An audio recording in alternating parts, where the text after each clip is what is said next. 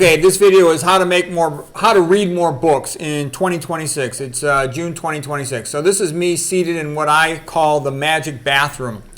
I was, very busy working, and I had to take a boards exam, CAQ, in my imaging guided surgery, and I wanted to figure out how I could read and study more. So I invented the magic bathroom.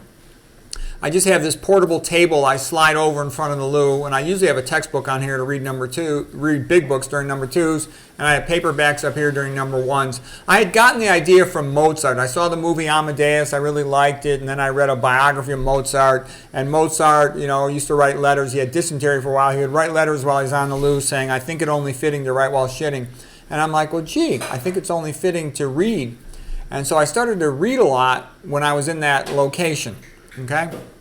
And other things, there's other ways I read in there. I put pictures up on the wall of things I was studying or of people who inspired me.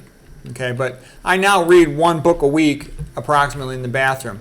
The other thing is for commuting. If you have to commute to work or to school, always listen to an audio CD book in the car. Always. There's no exceptions. If your car doesn't have an audio CD player, you can just get one that you attach through like the phone jack, electrical jack. It's very easy to do. Portable CD player. Or you can listen to it on your cell phone. Okay, you might need to get speakers for that, but it's very easy to listen to an audiobook in the car. Your car should be like a classroom. I won't get into my car unless I have an audiobook to listen to. And I read about one book a week listening to audiobooks in the car. All right, now here's the other thing I started doing more this year, and this is a big update to when I made this video previously 4 years ago, is I now walk a lot on a treadmill. And I really like it because I'll typically walk for about 2 hours. I'll walk 7 miles. Sometimes I'll go a little more, a little less. And I find I could read a ton because, why do we have a brain? So you can walk down a path in a forest, a jungle, a prairie, and survive. Meaning that when you walk, you have to be alert. You have to choose a destination. You have to avoid obstacles in your path. You have to be on the lookout for predators.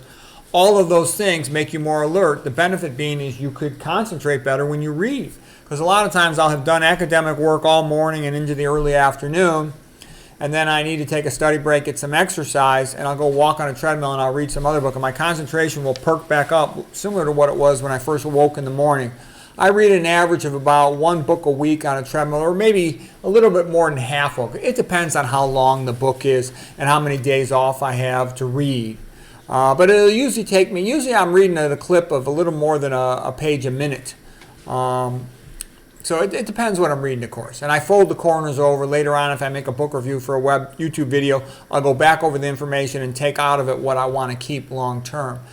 But it's a great way, and it makes me sleep much better. You can titrate the dose. However more important it is to you to sleep well that night, just walk farther. Okay, 3 miles, I'll sleep better. 5 miles, much better. 7, 8 miles, I'll sleep great.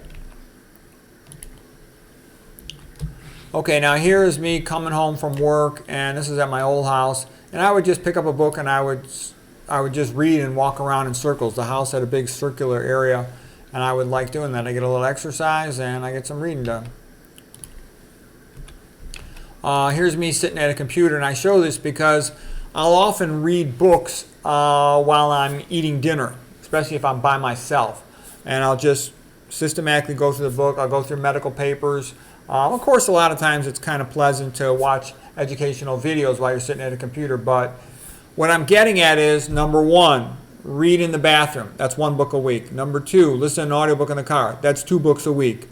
Number 3, read on a treadmill. There's 3 books a week. Number 4, if you read every night while you're eating dinner, that's 4 books a week. It's very easy to read 4 books a week. And the relevance is, if you talk to people, almost everybody I know says, oh, I don't have any time to read. That's not true. What they're really saying is they don't care about reading. Okay? And, if you're serious about developing your mind, reading is the most effective way. It's also great to have an intelligent person you can talk to and who knows a lot. Here's what happens to your literary skills and how articulate you are, your verbal skills through the course of your life. The more you read, the better you get, and you can keep on getting better into your 70s and 80s. Whereas most people never read another book again on their own after freshman year of high school, and they really never develop. When you talk to people, it seems that everybody has a similar skill in conversation and vocabulary. That's simply because most people, they just limit the conversation to what they're comfortable with.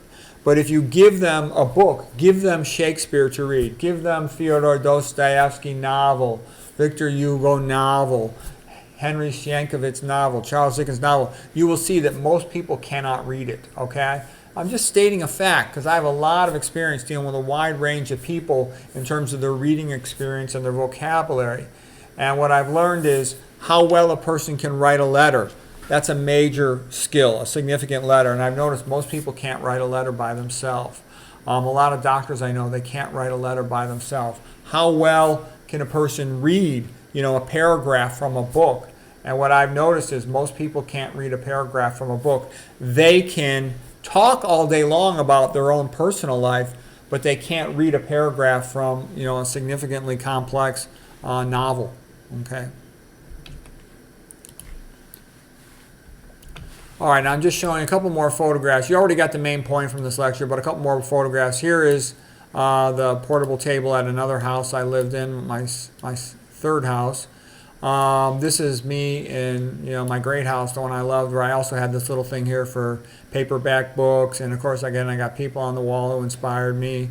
One of my favorite comedians was Rodney Dangerfield. So anyways, I'm just showing you some of the things you can do with your own version of a magic bathroom. Here's just more pictures. I put people on the wall who I admired, who were kind of like heroes to me. I'm trying to move myself here. It's not that easy to do. I'll just show you some more pictures here.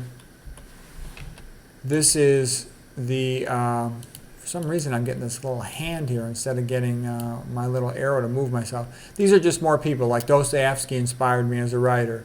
Ruskin inspired me as a critic and as a writer. And these other paintings were inspiring to me. So all these things helped me with developing my education. I'd have these flashcards when I was studying for boards exam in the bathroom. These are called Leitner boxes. It's a form of a spaced interval repetition system whereby when you get the card real fast, you advance it to the next box. If it's difficult, you keep it in the start box. So something that's very easy will quickly advance to the completion box, and that'll get you to keep reviewing more and more the more difficult material, because you don't advance to the next box unless you immediately get it. And it's a good way to get you to focus more on the challenging part of the material. If you want to be highly articulate people, they're much funnier. When you look at National Lampoon, they get their writers from, like the Harvard best students. They're going to have a more knowledge database from which to make jokes. Okay. I also have found myself more recently using my magic bathroom for the purpose of reading scientific papers. I'll print out the paper and I'll read it in the bathroom. That's the perfect place to read scientific papers. You can read it during 1s and 2s, and I read a lot of papers that way. All right, here's when I was a kid. Gosh, I can't get myself off of where my father's. My father's right behind me. These are two of my uncles, my dad's brothers, and they would come over to our house when I was a kid growing up, and they would argue about books. And he, especially Uncle John, was really obnoxious, so it was a motivator to me to read a bunch of books before he would come over for the holiday to be able to argue with him. Because I never liked school. I didn't really get serious about school until I was a senior in high school, my last semester. So I read a lot on my own, and that gave me a lot of academic ability. Even though in school I didn't take school seriously, I always thought of myself as an athlete, a future national champion.